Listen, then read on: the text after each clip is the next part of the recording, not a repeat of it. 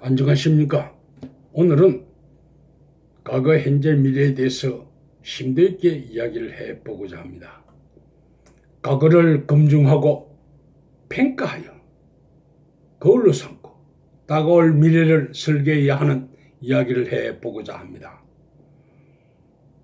신라의 천년 고도를 받쳐주던 경주 불국사 같은 건축물들은 아직도 웅장한 자태를 자랑하고 있습니다.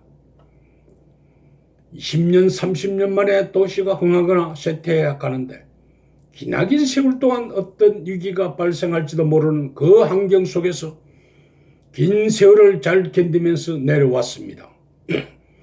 중국의 역사는 400년을 넘기지 못하는 왕후장성의 시가 따로 있느냐고 틈만 보이면 모방과 반역을 하는 땅이 옆에 있었습니다. 신라천년은 경이롭습니다. 가장 중요한 원인은 지리적 환경이 가장 큰 영향을 주었습니다. 산과 들녘이 적당한 조화를 이루고 바다가 근처에 있어서 외국으로 무역이 가능하고 지리적으로 교통이 우수하여 기온이 따뜻하게 번창할 수 있는 환경이 되었습니다. 가장 역동적이고 젊은 화랑제도가 천년의 경영을 할 수 있도록 받쳐주었기에 가능했습니다. 중국은 하나의 국가가 천년을 이어온 전례는 없기에 한국은 찬란한 문화의 꽃을 피울 수 있었습니다. 국가 경영은 지금도 어려운데 그 당시 대단한 통치수를 보였던 것입니다. 삼국 통일의 위대한 안성은 어떻습니까? 바다 건너 강대국 당나라를 끌어들여 망해가던 고구려와 백제를 침략하여 흡수시켜 부국 강병의 기초를 만들었습니다. 그 당시 동아시아 최고 강국 당나라를 불러서 이용을 해먹고는 한반도에서 쫓아내버리는 전략은 누가 어떻게 만들 수 있었을까요?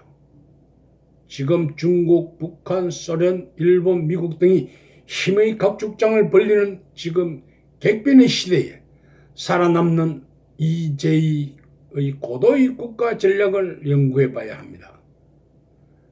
공격을 당하면 몇 배의 힘으로 대갚아주는 그런 힘은 어디에서 왔을까요?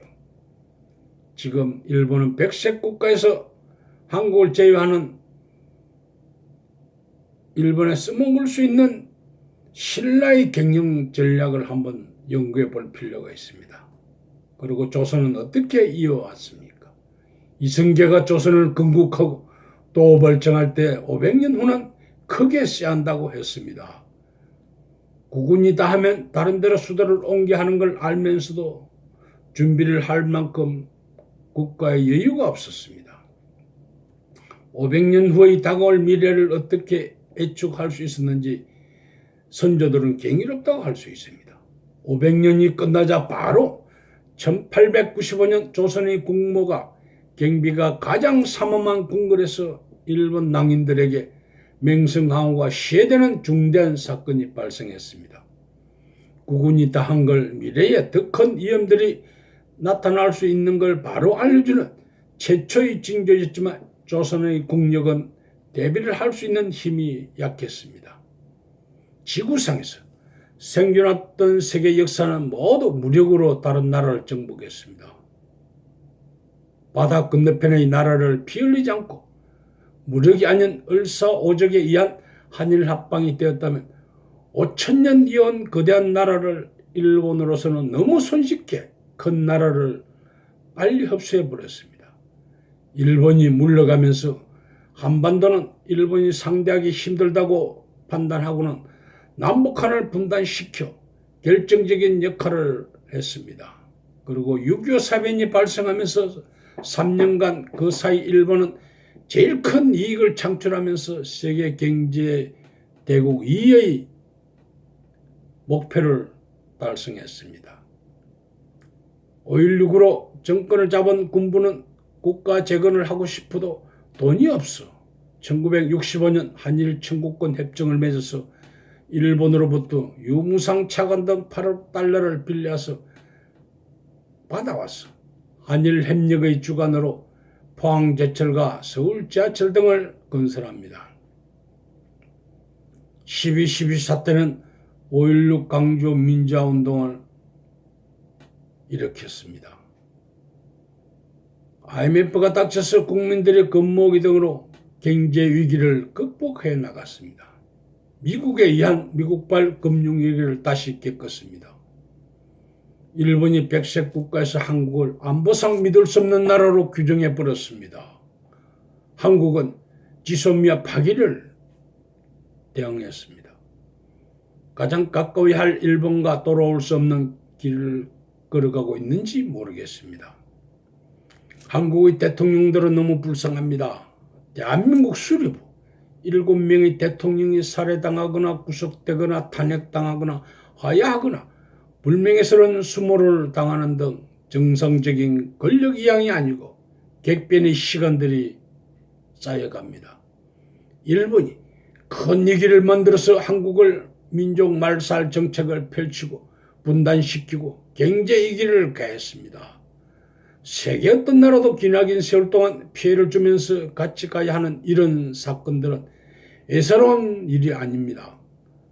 큰 일들이 조선 500년 이후 일어나면서 국가 운명이 걸린 문제들이기에 많은 얘기들이 앞으로 자주 올지도 모르기에 깊이 있는 검토가 지금 있어야 합니다. 큰 얘기들은 옆나라 일본에 의해서 대부분 발생됩니다. 지금의 서울에 급격한 문제가 발생한다면 어떤 것이 위기를 만들 것인지 가정해 봐야 합니다. 너무 큰 가계부채는 경기 불황으로 경제의 축이 무너질 수도 있습니다. 일본이 백색 국가에서 제외한다는 이런 것들은 맞물리면서 불씨가 될지도 모릅니다. 그리고 중국의 샨샤댐이 위험하다고 하는데 댐이 무너진다면 대재앙이 닥친다고 합니다. 아래로 건설된 수개의 원자력 발전소에서 위기가 발생한다면 방사능이 방출한다면 어떻게 되겠습니까?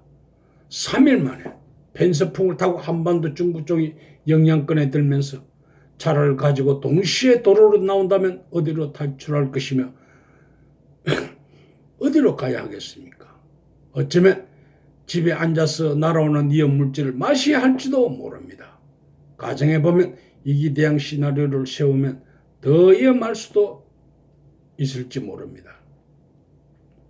서울 외곽으로 나가는 길은 평상시에도 차량 정체로 막히는데 어떤 위기가 발생하면 서울의 1,000만 명과 경기도 1,300만 명, 충청도 370만 명, 총 2,700만 명이 차를 운전하여 가족을 태우고 동시에 길거리로 나온다면 가정해 봅시다. 한 가정 한 대꼴로 자동차가 달릴 것입니다. 가는 길은 어디이고 어디로 대피할 것인가요? 개성 쪽으로 당장 갈 수는 없지 않습니까?